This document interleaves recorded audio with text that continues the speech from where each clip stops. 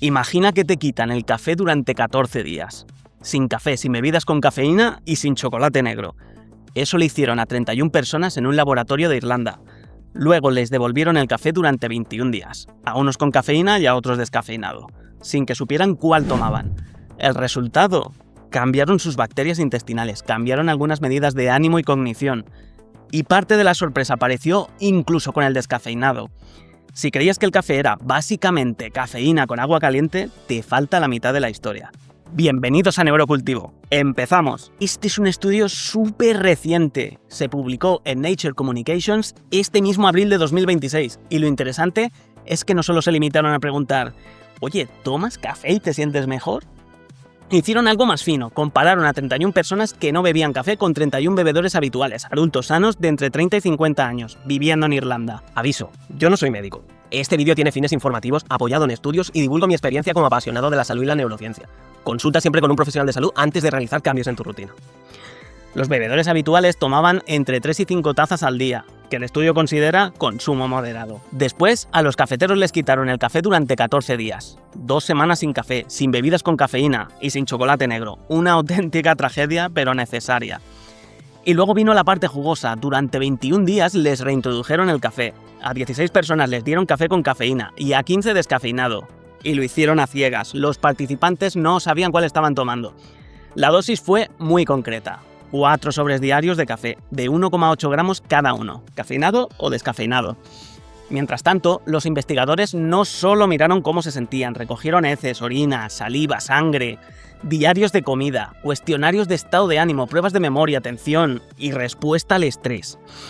Es decir, escucharon la orquesta entera, no solo el violín de la cafeína. Y la primera sorpresa es esta: los bebedores habituales de café tenían un perfil intestinal distinto. Imagina tu intestino como una comunidad. Cada bacteria con un rol. Unas fabrican, otras reciclan, otras transforman sustancias que vienen de la dieta. Pues en los cafeteros, ciertos roles aparecían con más fuerza. El estudio encontró más abundancia relativa de bacterias como Cryptobacterium curtum, Heyertella y un tipo concreto de Firmicutes. En cambio, otras bacterias aparecían más en quienes no tomaban café. Y no fue simplemente más diversidad, mejor. La diversidad global no fue el gran titular. Lo importante fueron las cepas concretas, como si el café no cambiara el tamaño de la comunidad, sino que cambiara qué roles iban a currar más, cuáles iban a tener mayor presencia. Y cuando suprimieron el café, algunas de estas señales se movieron.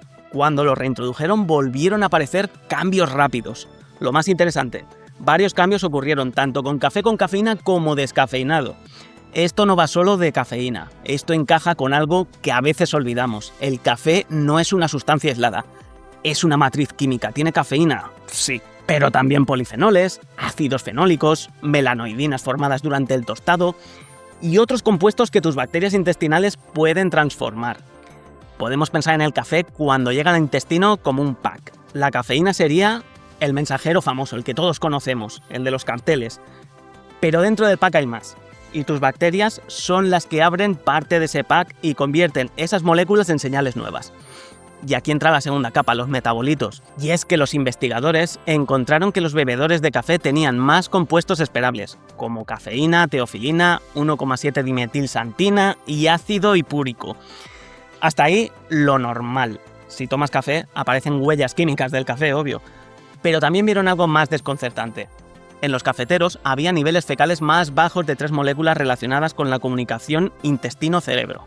Indol 3-propionato, Indol 3-carboxialdehído y GABA. Traduzco estos nombres monstruosos. Algunas bacterias fabrican o modulan pequeñas señales químicas que pueden estar relacionadas con la barrera intestinal, la inflamación, la ansiedad, la cognición y, en definitiva, tus habilidades mentales. No significa que el café robe calma a tu cerebro, no nos flipemos. Significa que el café cambia el paisaje químico donde estas señales aparecen. El indol 3-propionato, por ejemplo, es una molécula que se produce a partir del triptófano por actividad microbiana. Hay fuentes que lo colocan como una pieza interesante en la salud intestinal y en el metabolismo. En este estudio, al tomar café, disminuían las heces. Eso no convierte al café en malo, es más como mover las luces de una habitación. Algunas zonas se iluminan y otras quedarán más oscuras. La pregunta científica es: ¿quién, cuánto, durante cuánto tiempo y con qué consecuencias reales? Pasemos al cerebro. porque al inicio los bebedores de café puntuaban más alto en impulsividad y reactividad emocional que los no bebedores. Duras declaraciones, pero hay que leerlo bien. No significa que tomar café te convierta en una persona impulsiva o irritable. Es una comparación entre grupos pequeños, por lo que puede haber rasgos previos que expliquen qué tipo de personas tienden a beber café. Podría haber cierto sesgo de conducta. Aún así, el dato está ahí. Luego, cuando los cafeteros dejaron el café durante 2 semanas, bajaron las puntuaciones de impulsividad y reactividad emocional. También miraron en una prueba de atención, aunque los autores avisan de que puede haber cierto efecto de aprendizaje. Si repites una prueba, a veces mejoras porque ya conoces el juego, no porque en la prueba del café tus habilidades estuviesen ligeramente mermadas. Después reintrodujeron el café, y aquí el resultado se vuelve más interesante que el típico titular de «El café mejora el humor y la alerta». Tanto el café con cafeína como el descafeinado redujeron estrés percibido, síntomas depresivos e impulsividad. Esto sugiere que parte del efecto sobre el estado de ánimo podría venir de componentes no cafeínicos. Polifenoles, metabolitos, interacción con bacterias. Todavía no lo sabemos exactamente, no podemos identificar al protagonista, pero la cafeína no se lleva todo el Oscar, eso sí que está claro. Me vale madres que no se lleve todo el mérito, no pienso dejarlo.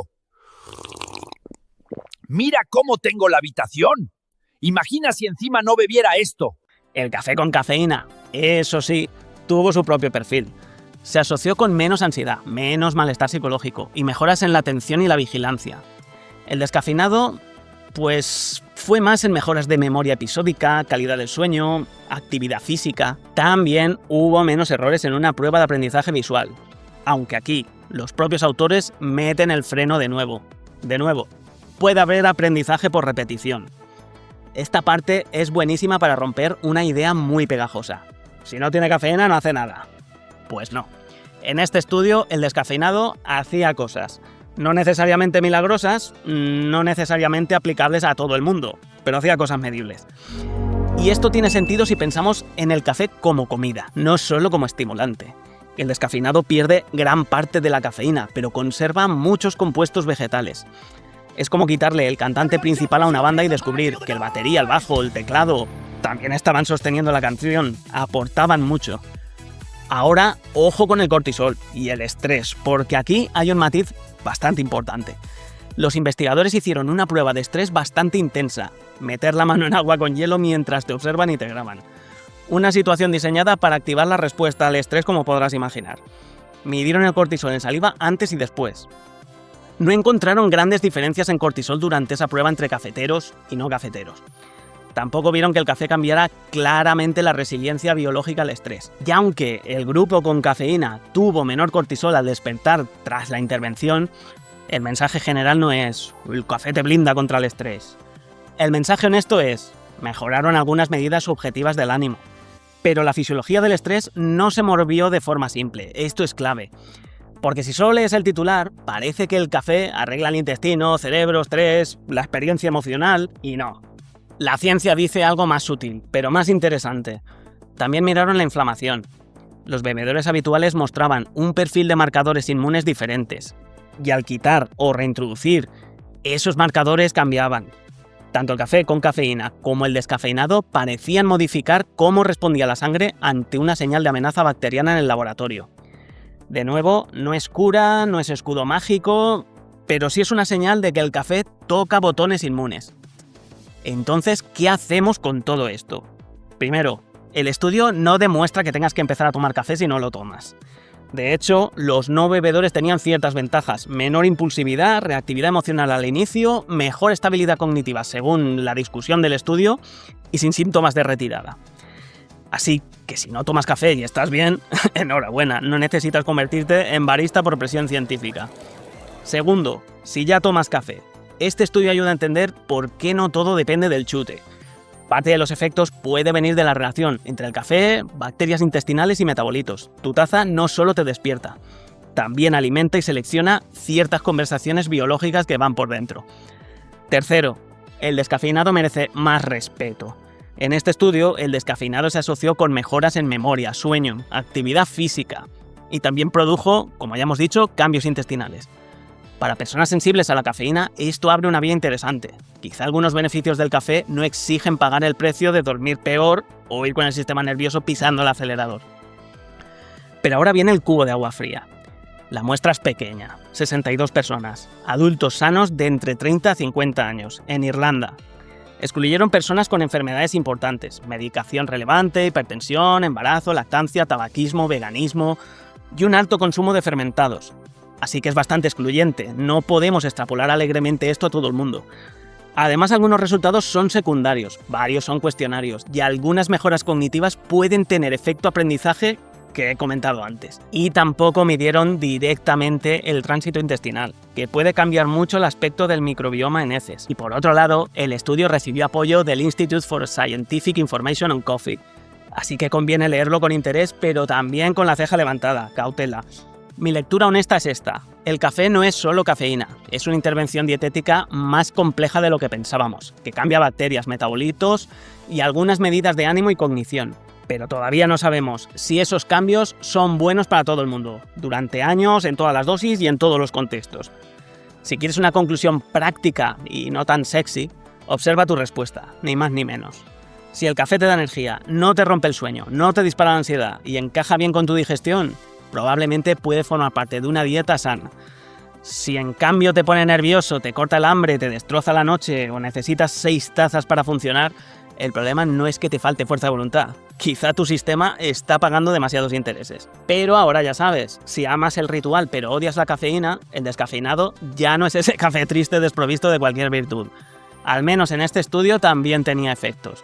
Y recuerdo, yo no doy consejos médicos. Si tienes hipertensión, ansiedad intensa, insomnio, embarazo, lactancia, medicación relevante, algún problema digestivo, no cambies consumo de café o cafeína por este vídeo ni ningún otro que veas por ahí.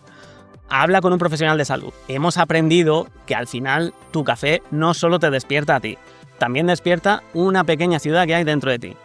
Si quieres una alternativa que provea de una energía más real, más limpia, te dejo este vídeo por aquí por si te interesa. Y si quieres seguir con el café, tengo este en combinación con L-teanina, donde además doy a conocer otros suplementos para el rendimiento cognitivo. Déjame abajo en los comentarios si tomas café y cuántas tazas sueles tomar. Y si te ha gustado, ya sabes, dame like, suscríbete y comparte. Suscríbete, a ver si deja de decirlo el pesado.